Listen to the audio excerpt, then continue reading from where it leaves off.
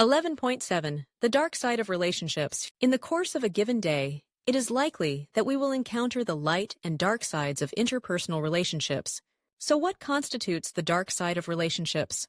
There are two dimensions of the dark side of relationships. One is the degree to which something is deemed acceptable or not by society. The other includes the degree to which something functions productively to improve a relationship or not. 263. These dimensions become more complicated when we realize that there can be overlap between them, meaning that it may not always be easy to identify something as exclusively light or dark. Some communication patterns may be viewed as appropriate by society, but still serve a relationally destructive function. Our society generally presumes that increased understanding of a relationship and relational partner would benefit the relationship. However, numerous research studies have found that increased understanding of a relationship and relational partner may be negative. In fact, by avoiding discussing certain topics that might cause conflict, some couples create and sustain positive illusions about their relationship that may cover up a darker reality. Despite this, the couple may report that they are very satisfied with their relationship. In this case, the old saying, "ignorance is bliss," seems appropriate. Likewise, communication that is presumed inappropriate by society may be productive for a given relationship. For example, our society ascribes to an ideology of openness that promotes honesty. However, as we will discuss more next, honesty may not always be the best policy. Lies intended to protect a relational partner, called altruistic lies, may net an overall positive result, improving the functioning of a relationship. Lying. It's important to start off this section by noting that lying doesn't always constitute a dark side of relationships. Although many people have a negative connotation of lying, we have all lied or concealed information in order to protect the feelings of someone else. One research study found that only 27% of the participants agreed that a successful relationship must include complete honesty, which shows there is an understanding that lying is a communicative reality in all relationships. Given this reality, it is important to understand the types of lies we tell and the motivations for and consequences of lying. We tend to lie more during the initiating phase of a relationship. At this time, people may lie about their personality, past relationships, income, or skill sets as they engage in impression management and try to project themselves as likable and competent. For example, while on a first date, a person may lie and say they recently won an award at work. People sometimes rationalize these lies by exaggerating something that actually happened. So perhaps this person did get recognized at work, but it wasn't actually an award. Lying may be more frequent at this stage too, because the two people don't know each other, meaning it's unlikely the other person would have any information that would contradict the statement or discover the lie. Aside from lying to make ourselves look better, we may also lie to make someone else feel better. Although trustworthiness and honesty have been listed by survey respondents as the most desired traits in a dating partner, total honesty in some situations could harm a relationship. Altruistic lies are lies told to build the self-esteem of our relational partner, communicate loyalty, or bend the truth to spare someone from hurtful information. Part of altruistic lying is telling people what they want to hear. For example, you might tell a friend that his painting is really pretty when you don't actually see the merit of it, or tell your mom you enjoyed her meatloaf when you really didn't.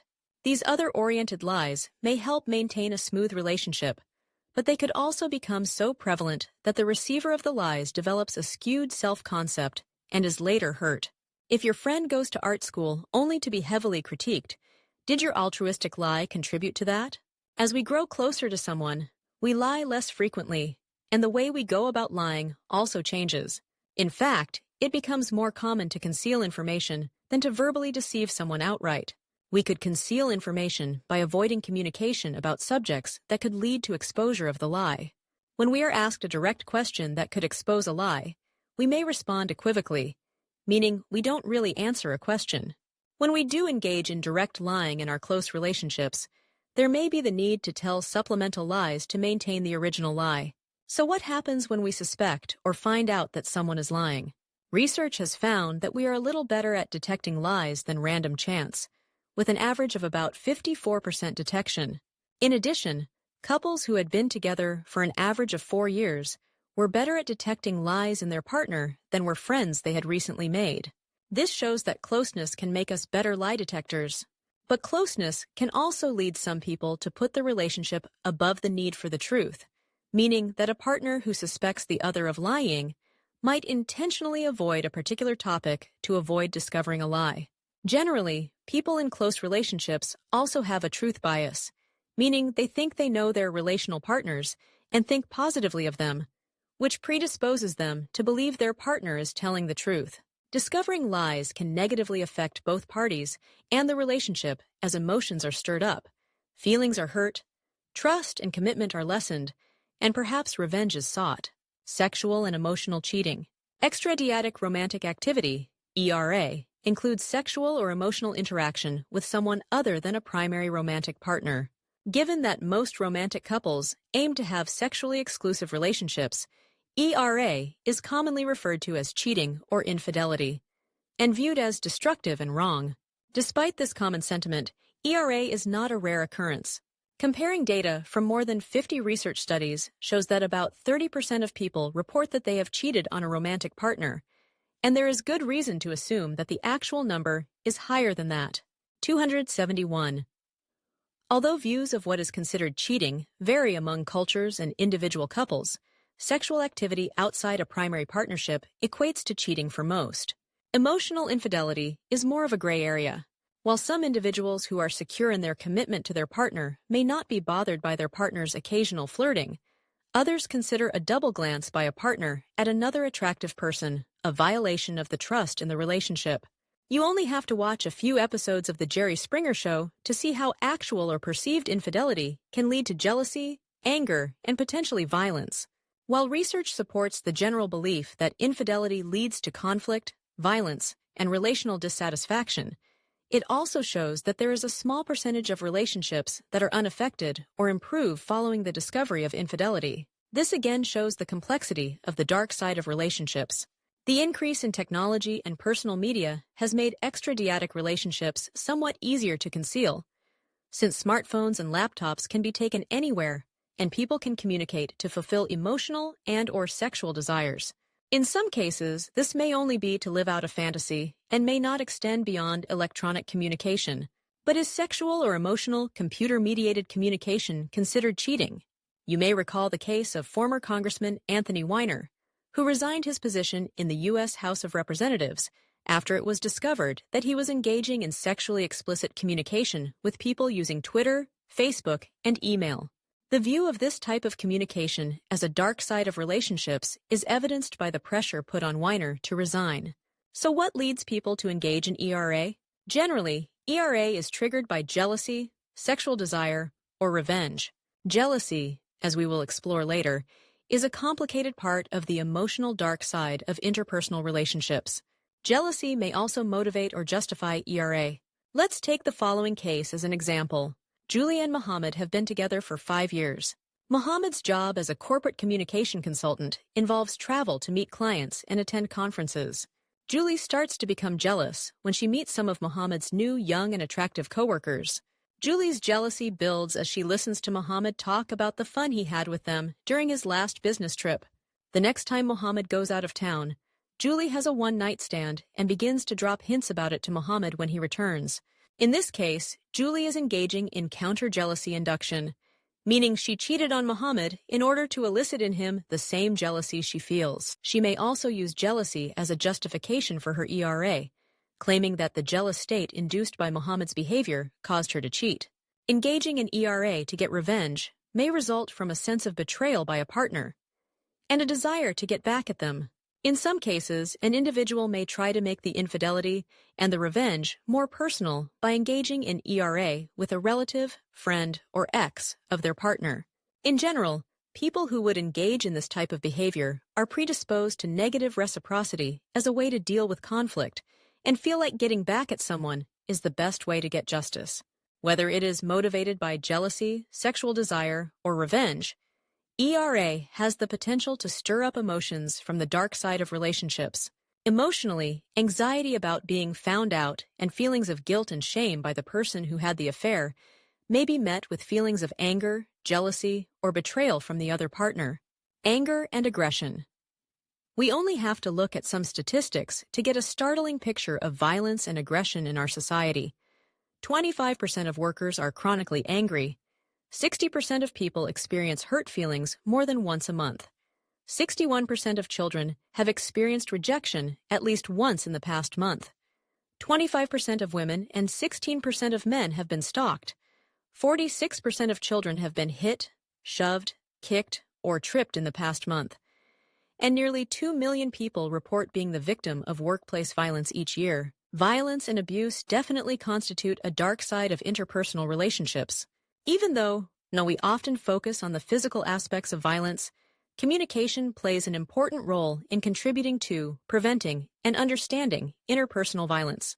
Unlike violence that is purely situational, like a mugging, interpersonal violence is constituted within ongoing relationships, and it is often not an isolated incident. Violence occurs in all types of relationships, but our discussion focuses on intimate partner violence and family violence. Intimate partner violence, IPV, refers to physical, verbal, and emotional violence that occurs between two people who are in or were recently in a romantic relationship. In order to understand the complexity of IPV, it is important to understand that there are three types: intimate terrorism, violent resistance, and situational couple violence. While control is often the cause of violence, it is usually short-term control, e.g., on a threat to get you to turn over your money during a mugging. In intimate terrorism, IT, one partner uses violence to have general control over the other. The quest for control takes the following forms: economic abuse by controlling access to money, using children by getting them on the abuser's side and turning them against the abused partner, or threatening to hurt or take children away, keeping the abused partner in isolation from their friends and family, and emotional abuse by degrading self-esteem and intimidating the other partner. Violent resistance, VR, is another type of violence between intimate partners and is often a reaction or response to intimate terrorism, IT. The key pattern in VR is that the person resisting uses violence as a response to a partner that is violent and controlling. However, the resistor is not attempting to control. In short, VR is most often triggered by living with an intimate terrorist. There are very clear and established gender influences on these two types of violence. The overwhelming majority of IT violence is committed by men and directed toward women, and most VR is committed by women and directed at men who are intimate terrorists. Statistics on violence show that more than 1,000 women a year are killed by their male partners, while 300 men are killed by their female partners, mostly as an act of violent resistance to ongoing intimate terrorism. The influence of gender on the third type of IPV, is not as uneven. Situational couple violence, SCV, is the most common type of IPV and does not involve a quest for control in the relationship. Instead, SCV is provoked by a particular situation that is emotional or difficult that leads someone to respond or react with violence. SCV can play out in many ways, ranging from more to less severe and isolated to frequent. Even if SCV is frequent and severe, the absence of a drive for control distinguishes it from intimate terrorism. This is the type of violence we most often imagine when we hear the term domestic violence. However, domestic violence doesn't capture the various ways that violence plays out between people, especially the way intimate terrorism weaves its way into all aspects of a relationship. Domestic violence also includes other types of abuse, such as child-to-parent abuse, sibling abuse, and elder abuse. Child abuse is another type of interpersonal violence that presents a serious problem in the United States, with over 1 million cases confirmed yearly by Child Protective Services. But what are the communicative aspects of child abuse? Research has found that one interaction pattern related to child abuse is evaluation and attribution of behavior. As you'll recall from our earlier discussion, attributions are links we make to identify the cause of a behavior.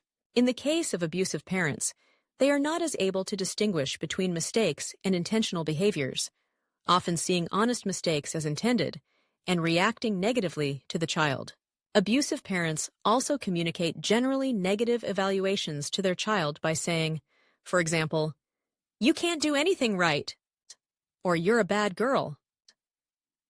When children do exhibit positive behaviors, Abusive parents are more likely to use external attributions, which diminish the achievement of the child by saying, for example, "You only won because the other team was off their game." In general, abusive parents have unpredictable reactions to their children's positive and negative behavior, which creates an uncertain and often scary climate for a child. Other negative effects of child abuse include lower self-esteem and erratic or aggressive behavior. Although we most often think of children as the targets of violence, they can also be perpetrators.